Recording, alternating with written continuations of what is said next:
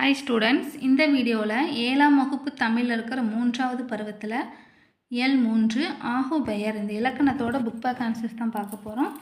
Page number 63 எடுத்துக்கோங்க. அதில் பாருங்கள், சரியான விடையை தேர்ந்தெடுத்து எழுதுக. ஃபர்ஸ்ட் ஒன் வேர்ட், பொருளின் பெயர் அதன் உறுப்புக்கு ஆகி வருவது டேஸ். ஆன்சர் வந்து ஆப்ஷன் ஆல கொடுத்துருக்காங்க பாருங்கள், பொருளாகு பெயர். ரெண்டாவது ஒன் வேர்ட், இந்த வேலையை முடிக்க ஒரு கை குறைகிறது என்பது டேஸ். ஆன்சர் வந்து ஆப்ஷன் ஆவணால் கொடுத்துருக்காங்க பாருங்கள், சினையாகு பெயர். மூணாவது ஒன் வேர்ட், மழை சடசடவென பெய்தது தொடரில் அமைந்துள்ளது டேஸ். ஆன்சர் வந்து ஆப்ஷன் ஆவணால் கொடுத்துருக்காங்க பாருங்கள், இரட்டை கிளவி. நாலாவது ஒன் வேர்ட், அடுக்கு தொடரில் ஒரே சொல் டேஸ் முறை அடுக்கி வரும். ஆன்சர் வந்து ஆப்ஷன் ஈல கொடுத்துருக்காங்க பாருங்கள், 4. அடுத்தது குருவினா முதல் கேள்வி, ஒரு பெயர்ச்சொல் எப்போது ஆகு பெயர் ஆகும்? ஆன்சர் வந்து பேஜ் நம்பர் 61 எடுத்துக்கோங்க.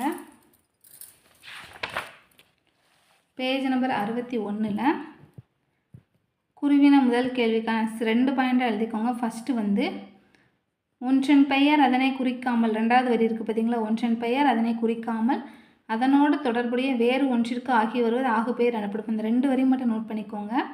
இதுதான் first point.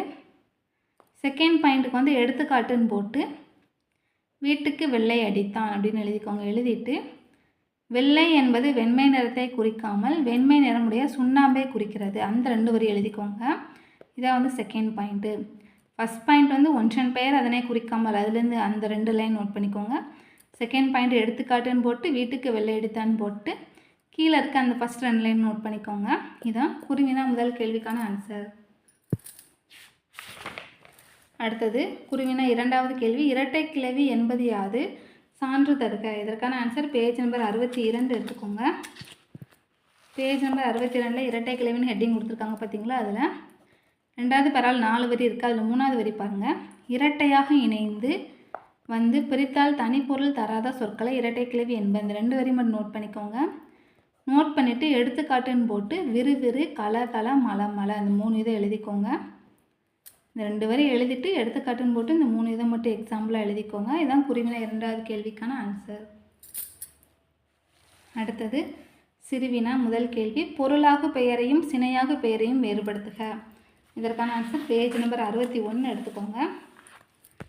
Page number 61ல் first பொருளாகு பெயர், அதில் வந்து நோட் பண்ணிக்கோங்க. மல்லிகை சூடினால் அந்த பொருளாகு பெயர்னு ஃபுல்லாமே குறிச்சிக்கோங்க.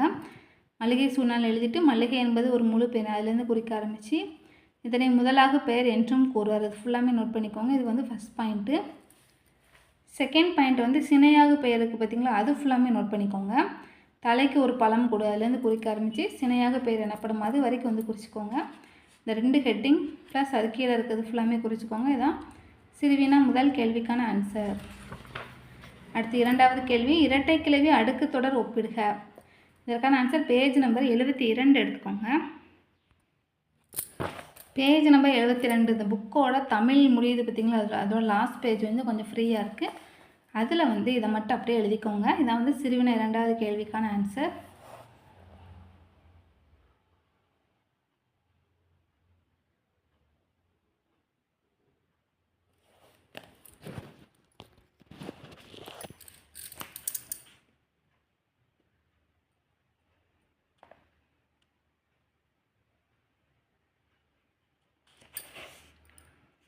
வீடியோ பாஸ் பண்ணிவிட்டு நீங்கள் ஆன்சர் பார்த்து எழுதிக்கோங்க. இதோட இயல் 3 வரைக்கும் ஃபுல்லாமே வந்து நம்ம முடிச்சிட்டோம். 6ஆம் வகுப்பு 3ஆம் பருவத்தில் இருக்கிற இயல் 3 வரைக்கும் பார்த்தாச்சு.